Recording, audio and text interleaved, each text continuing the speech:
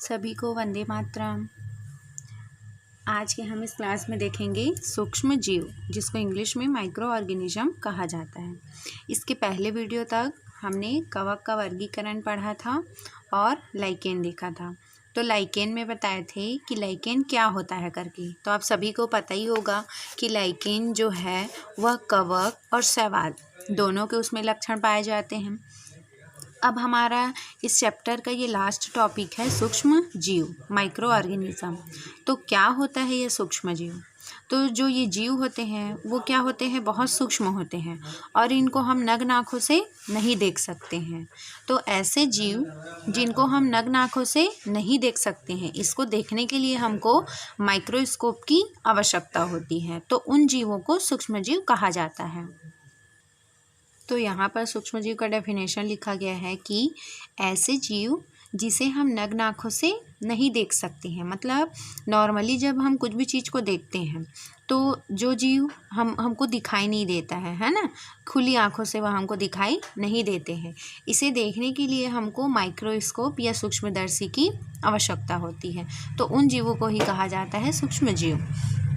अब हम यहाँ पर देखेंगे कि सूक्ष्म जीव जो है वह कितने प्रकार के होते हैं करके, है ना। तो जो सूक्ष्म जीव होते हैं तो उसमें सबसे पहला आता है वायराइड। क्या आता है? वायराइड्स।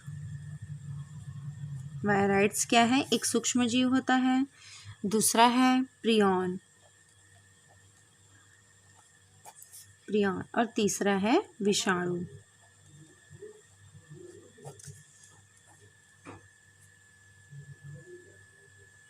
वायराइड्स,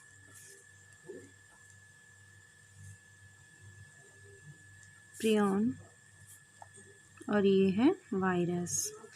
तो तीन है सूक्ष्म जीव जो हमको नग्न आँखों से दिखाई नहीं देते हैं। अब इसी को हम आगे डिटेल करेंगे। तो यहाँ पर सबसे पहला है वायराइड। वायराइड क्या होता है?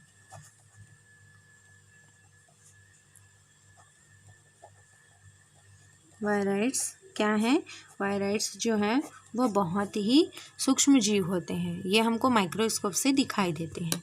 तो अब हम यहाँ पर जानते हैं कि ये जो वायराइड्स है वो कैसा दिखाई देता है और ये क्या करते हैं। तो जो वायराइड्स होते हैं वह एक सिंगल स्ट्रैंडेड आरएनए का अणु होता है। क्या होता है यह एक रज्जुकीय आरएनए अणु होते हैं। तो यहाँ पर हम लिख लेंगे कि यह गोलाकार है ना। कैसा होता है यह? गोलाकार सिंगल स्ट्रैंडेड, या इसको हिंदी में क्या कहा जाता है? एक रज्जुकी आरएनए अणु होते हैं। मतलब ये जो वायराइड्स होते हैं वह क्या होते हैं? आरएनए के अणु होते हैं। ये कैसे दिखाई देते हैं? तो यह इनका एक सिंगल स्ट्रैंड होता है।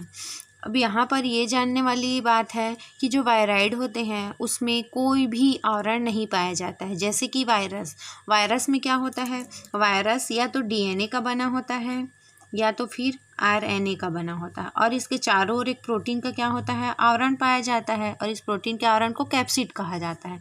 तो ये वायरस है। लेकिन वायराइड में क्या होते हैं? ये वायरस से भी और छोटे जीव होते हैं। तो इनमें क्या होता है? आरएनए जो अणु होते हैं, है ना। आरएनए एक अनुवांशिक पदार्थ है, न्यूक्लियोप्रोटीन है या न्यूक्लिक एसिड है।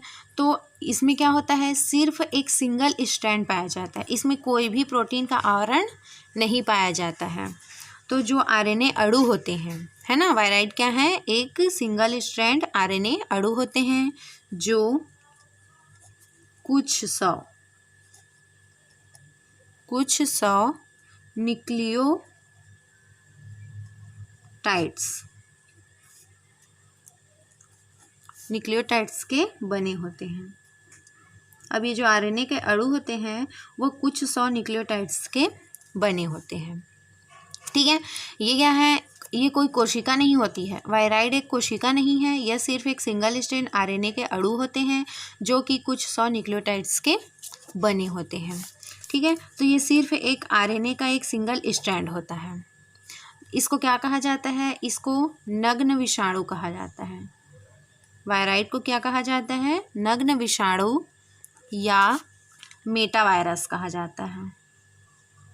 मेटा वायरस, है ना। वायराइड को क्या कहा जाता है? नग्न विषाणु या मेटा वायरस कहा जाता है। इसके चारों तरफ कोई आवरण नहीं पाया जाता है, तो आप यहाँ पर लिख लीजिएगा, इसके चारों तरफ कोई आवरण नहीं पाया जाता। जिस तरह वायरस के चारों ओर प्रोटीन का आवरण पाया जाता है, उस तरीके से वायराइड के चारों ओर कोई भी आवरण नहीं पाया जाता है। इसकी खोज किसने की थी? तो इसकी खोज किया था थियोडोर डायनर ने। वायराइड की खोज किसने किया था? तो इसका खोज किया था थियोडोर डायनर। ये क्या है? एक अमेरिकी वैज्ञानिक थे जिन्होंने वायराइड का खोज किया था। यह पौधों में पाया जाता है। वायराइड जो है वो किस में पाया जाता है? तो यह प्लांट में पाया जाता है, और प्लांट को ही ये नुकसान पहुंचाते हैं। ठीक है, तो जो वायरस होते हैं वो क्या है? एक संक्रामक ही होते हैं, यानी कि ये जीवों में बीमारी ही फैलाते हैं। तो ये जो वायराइड है उसकी खोज थियोडोर डायनर ने किया था। यह एक अमेरिकी वैज्ञानिक है, और जो ये वायराइड है वो किस में पाया जाता है? तो यह प्लांट में पाया जाता है और कई प्रकार की बीमारी उत्पन्न करते हैं। इसी तरीके से हम दूसरा देख लेते हैं, प्रियॉन। दूसरा क्या देखेंगे हम? प्रियॉन। ये भी क्या है? ये भी एक सूक्ष्म जीव ही है। तो ये भी क्या है? ये भी एक कोई सेल नहीं है। प्रियॉन भी क्या? कोई कोशिका नहीं है। जैसे कि हम जानते हैं कि जीव जो है वो कोशिका से ही बने होते हैं, लेकिन ये जो वायराइड प्रियॉन है वह कोई कोशिका नहीं है। तो ये क्या है? तो यह कोई कोशिका नहीं है, ये नग्न प्रोटीन अणु होते हैं। क्या होते हैं? यह नग्न प्रोटीन अणु होते हैं। और जैसा कि हम जानते हैं कि जो प्रोटीन होते हैं वो कितने अमीनो एसिड से मिलकर बने होते हैं? 20 अमीनो एसिड से मिलकर वो बने होते हैं। लेकिन जो ये प्रियॉन है तो यह नग्न प्रोटीन अणु होते हैं, और ये कितने न्यूक्लियोटाइड से न्यूक्लिक एसिड से मिलकर बने होते हैं? तो यह 250 अमीनो अम्ल से मिलकर बने होते हैं। ये जो प्रियॉन है वह एक प्रोटीन अणु है, लेकिन यह कितने अमीनो अम्ल से मिलकर बना होता है? तो 250 अमीनो अम्ल से मिलकर यह बना होता है। इसका खुद का कोई अमीनो अम्ल नहीं होता है, न ही इसमें कोई अनुवांशिक पदार्थ होता है। जैसे कि वायराइड में आरएनए एक अनुवांशिक पदार्थ है, लेकिन इसमें कोई भी अनुवांशिक पदार्थ नहीं होता है ना। और ये क्या है? तो यह भेड़ और बकरी में स्क्रैपी नामक रोग उत्पन्न करता है। प्रियॉन क्या करता है? ये कौन सा रोग उत्पन्न करता है? तो यह भेड़ और बकरी में कौन सा रोग? स्क्रैपी रोग उत्पन्न करते हैं। इसमें क्या होता है? उत्पन्न करते हैं। जब यह रोग, जो स्क्रैपी रोग है, वह जब भेड़ और बकरी में होता है तो क्या होता है कि जो भेड़ और बकरी रहते हैं वो उनको बहुत ही क्या होती है? खुजली होती है, और वो इतना ज़्यादा मतलब खुजलाते हैं कि उनके तंत्रिका तंत्र पर प्रभाव पड़ता है। और फिर जिस भी अंग का तंत्रिका तंत्र है, यदि अधिक खुजली की वजह से क्या होते हैं? वह प्रभावित हो जाते हैं, और उन अंगों से उनका कंट्रोल समाप्त हो जाता है, यानी कि नियंत्रण, वो अंग क्या हो जाते हैं? नियंत्रण खो देते हैं, और इस तरीके से वह क्या हो जाते हैं? पैरालिसिस के भी शिकार हो जाते हैं, है ना। तो इसी वजह से तो ये स्क्रैपी रोग क्या करते हैं? इसमें अंगों में खुजली होती है। भेड़ और बकरी में ही यह पाया जाता है। तो अंगों में खुजली होती है, जिसकी वजह से क्या होता है? तंत्रिका तंत्र में प्रभाव पड़ता है। तंत्रिका तंत्र को प्रभावित करते हैं, और तंत्रिका तंत्र प्रभावित हुआ जिस भी अंग का, तो वह अंग क्या हो जाता है? अनकंट्रोल हो जाता है। और मनुष्यों में भी यह रोग उत्पन्न करते हैं। तो मनुष्यों में भी यदि अगर प्रियॉन उत्पन्न हो जाता है तो यह क्या होता है, जो मनुष्य होते हैं वह अपनी याददाश्त खो देते हैं, है ना। याददाश्त की प्रॉब्लम होती है, याददाश्त कम हो जाती है और पागलपन के शिकार हो जाते हैं। क्या हो जाते हैं, पागलपन हो जाता है और कुछ समय पश्चात उनकी मृत्यु भी हो जाती है। तो इस तरीक़ा से था यह वायराइड और प्रियन। अब हम अगला देखेंगे वायरस। अब अगला हम देखेंगे वायरस, विषाणु।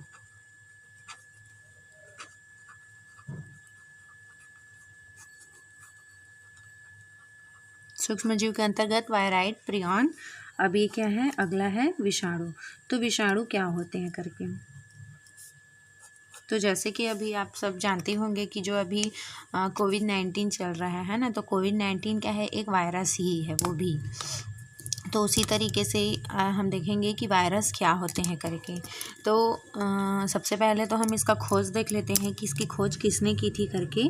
तो वायरस को सबसे पहले खोजा था डिमिट्री इवानोस्की ने। किसने खोजा था, डिमिट्री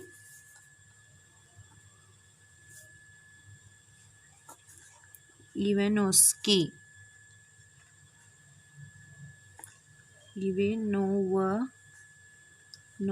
ने। वायरस की खोज किसने की थी, तो डिमिट्री इवानोस्की नामक वैज्ञानिक ने किया था। कब किया था, 1892 में किया था। वायरस जो शब्द है वह कहाँ से लिया गया है, तो जो वायरस वर्ड का जो उत्पत्ति हुआ है, इसकी जो उत्पत्ति हुई है, वायरस शब्द की उत्पत्ति वायवम से हुई है। किससे हुई है, वायवम। वायवम एक वर्ड है जिससे वायरस शब्द बना है। तो वायवम का अर्थ होता है विकृत विष।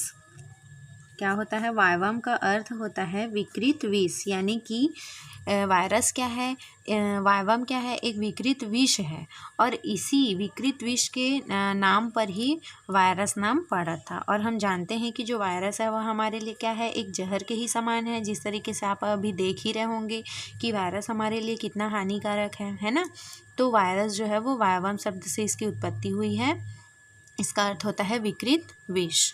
अब इसका अध्ययन किसने किया था, तो इसकी खोज तो डिमिट्री इवानोस्की ने किया था। अब इसका जो अध्ययन है,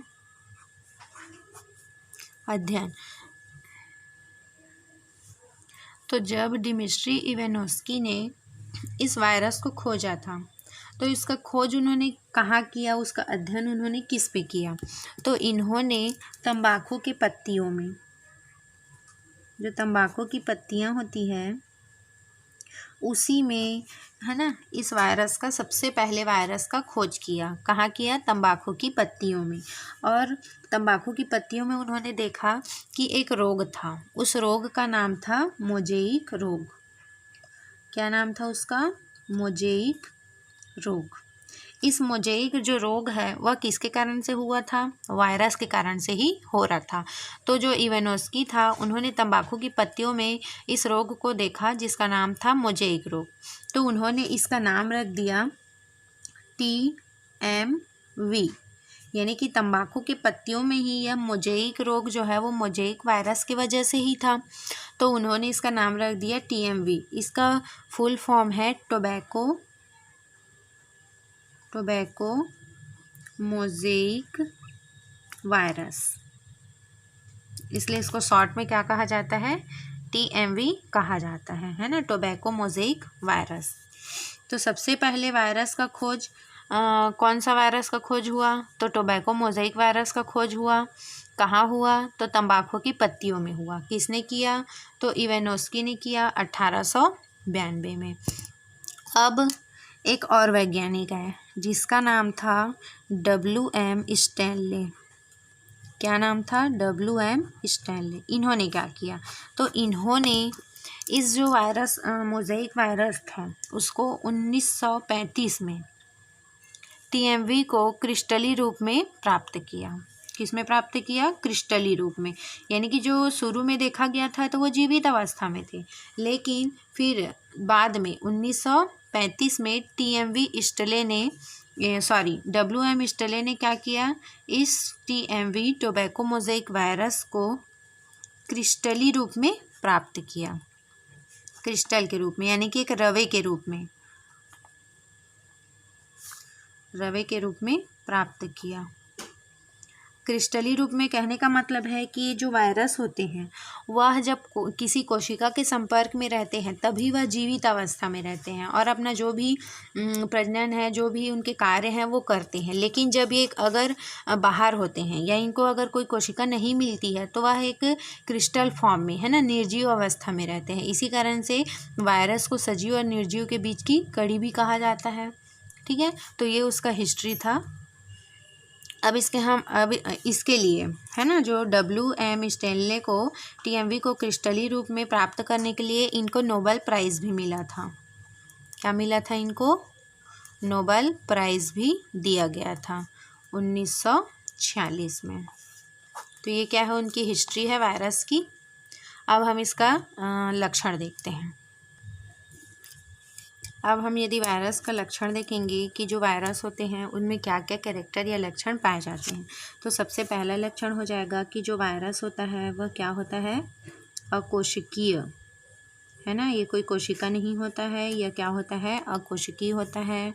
और क्या होती है, माइक्रोस्कोपिक है, सूक्ष्म जीव होती है यह, और संक्रामक कण है, यानी कि जो वायरस है वो संक्रमण फैलाते हैं, है ना, बीमारी उत्पन्न करते हैं और एक स्थान से दूसरे स्थान पर जाते हैं, एक जीव से दूसरे जीवों पर जाते हैं, इसलिए वो क्या है, एक संक्रामक कण होता है। दूसरा यदि लक्षण हम देखेंगे तो यह जो वायरस होता है, वायरस किससे किससे मिलकर बनी होती है, तो वायरस न्यूक्लिक अम्ल प्लस प्रोटीन, वायरस किससे किससे मिलकर बना होता है, न्यूक्लिक अम्ल प्लस प्रोटीन से मिलकर यह बना होता है। इसीलिए इनको दोनों को एक साथ कहा जाता है न्यूक्लियो प्रोटीन। दोनों को एक साथ क्या कहा जाता है, न्यूक्लियो प्रोटीन। तो इस तरीके से जो वायरस है वह न्यूक्लिक अम्ल और प्रोटीन की बनी होती है, तो इनको एक साथ न्यूक्लियो प्रोटीन कहा जाता है। यानी कि जो वायरस होते हैं वह न्यूक्लियो प्रोटीन से बने होते हैं। वायरस जो है वह निर्जीव भी होते हैं और सजीव भी होते हैं। तो कब वह निर्जीव और कब वह सजीव होते हैं, तो यह कोशिका के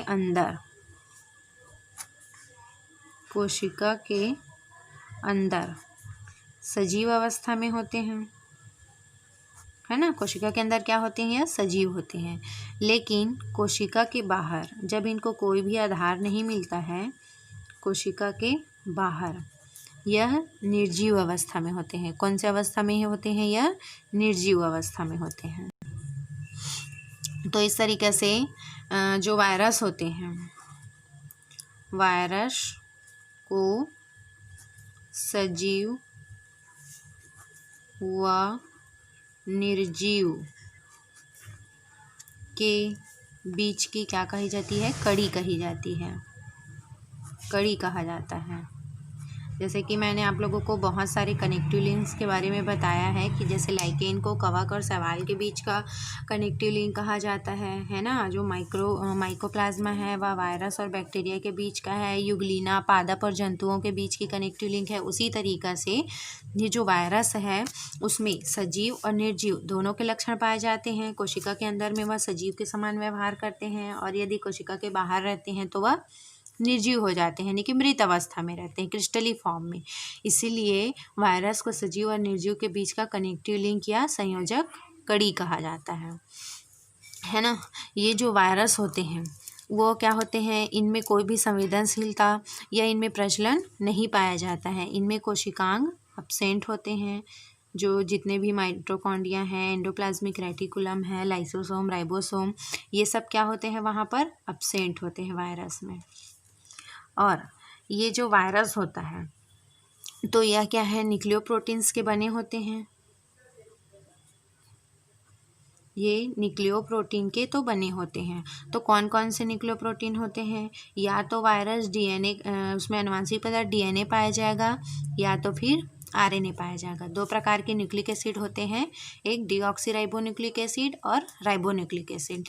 तो जो वायरस होता है वो या तो DNA के बने होंगे या तो वह RNA के बने होते हैं।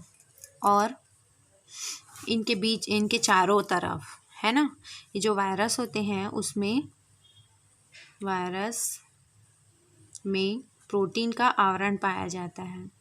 किसका आवरण पाया जाता है? प्रोटीन का आवरण पाया जाता है।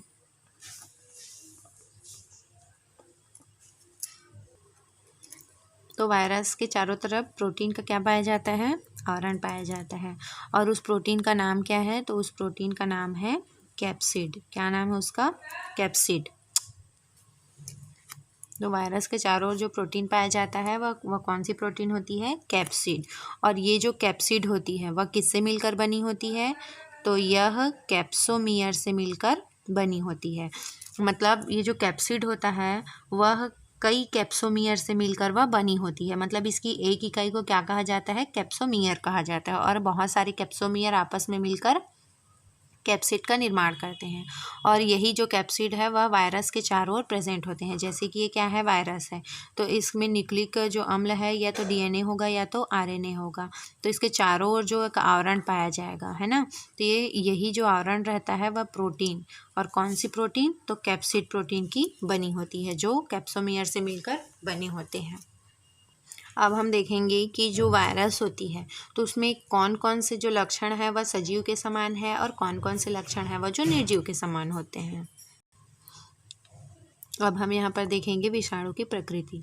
तो मैंने अभी बताया कि जो विषाणु होते हैं उसमें सजीव और निर्जीव दोनों के लक्षण पाए जाते हैं। तो यहाँ पर हम देखेंगे कि सजीव के कौन कौन से लक्षण उसमें पाए जाएंगे। तो सबसे पहला है कि जो वायरस होते हैं उसमें पुनरावृत्ति होती है ना। क्या होती है उसमें? आनुवंशिक पदार्थ, उसमें डीएनए या आरएनए पाया जाता है। तो डीएनए या आरएनए के कारण से उनमें क्या होता है? पुनरावृत्ति की प्रक्रिया पाई जाती है। और वो किस में पुनरावृत्ति करते हैं? तो वह कोशिकाओं के अंदर में पुनरावृत्ति करते हैं, और कोशिका के बाहर में वो कैसे हो जाते हैं? तो निर्जीव हो जाते हैं। तो पुनरावृत्ति पाया जाता है। दूसरा हम क्या लिख सकते हैं कि यह कोशिका के अंदर में जब रहते हैं तो इनमें ग्रोथ और क्या पाया जाता है? रिप्रोडक्शन, यानी रिप्रोडक्शन और ग्रोथ पाया जाता है। तभी तो वह क्या करते हैं? एक जंतु से दूसरे जंतु में संक्रमण फैलाते हैं। और क्या लिख सकते हैं कि ये जो है वह किसकी बनी होती है? तो जो वायरस है वह न्यूक्लियो प्रोटीन की बनी होती है, जो कि क्या है? सजीव के ही लक्षण होते हैं, न्यूक्लियो प्रोटीन से बने होते हैं। अगला हम लिख सकते हैं कि इसमें डीएनए व आरएनए प्रेजेंट होता है। ये भी क्या है? ये भी एक सजीव का ही लक्षण होता है। अब हम देख लेते हैं कि निर्जीवों में क्या क्या होता है। तो निर्जीव में क्या क्या होगा? तो यहाँ पर हम देख लेते हैं कि यह क्या है? कोशिका के बाहर, सेल के बाहर यह रवे या क्रिस्टल के रूप में यह रहते हैं, रवे के रूप में प्रेजेंट होते हैं, जो कि क्या है? एक निर्जीव का लक्षण होता है। दूसरा हम लिख लेंगे कि इसमें श्वसन या श्वसन अंग, श्वसन या श्वसन अंग क्या होता है? नहीं पाया जाता, यानी कि एब्सेंट होता है। तो ये भी क्या है? एक निर्जीव का ही लक्षण है। और इसमें किसी भी प्रकार का एंजाइम, साइटोप्लाज्म, जीवद्रव्य एब्सेंट होता है जब वह निर्जीव अवस्था में होते हैं तब। तो इस तरीके से था विषाणु की प्रकृति। तो विषाणुओं में दोनों ही लक्षण पाए जाते हैं, सजीव के और निर्जीव के, इसलिए इनको सजीव और निर्जीवों का कनेक्टिव लिंक कहा गया है। अब हम अगले वीडियो में देखेंगे कि जो विषाणु होते हैं उसके क्या क्या प्रकार होते हैं। तो विषाणु जंतु विषाणु होता है, पादप विषाणु होता है, जीवाणु भोजी विषाणु होते हैं। तो जो वायरस है वो भी कई प्रकार के होते हैं। तो हम उनके प्रकारों को अगले वीडियो में देखेंगे। आज के वीडियो में बस इतना ही था। इसके अंतर्गत हम आज के वीडियो में पढ़े हैं कि सूक्ष्मजीव क्या होता है। इसके अंतर्गत वायराइड, प्रियॉन और वायरस को पढ़ा गया है। तो आप इसका क्या करेंगे? एक बार रिवाइज करेंगे और हम अगले वीडियो में देखेंगे कि विषाणु के प्रकार को पढ़ेंगे, पादप विषाणु, जंतु विषाणु, इन सभी चीज़ों को। धन्यवाद।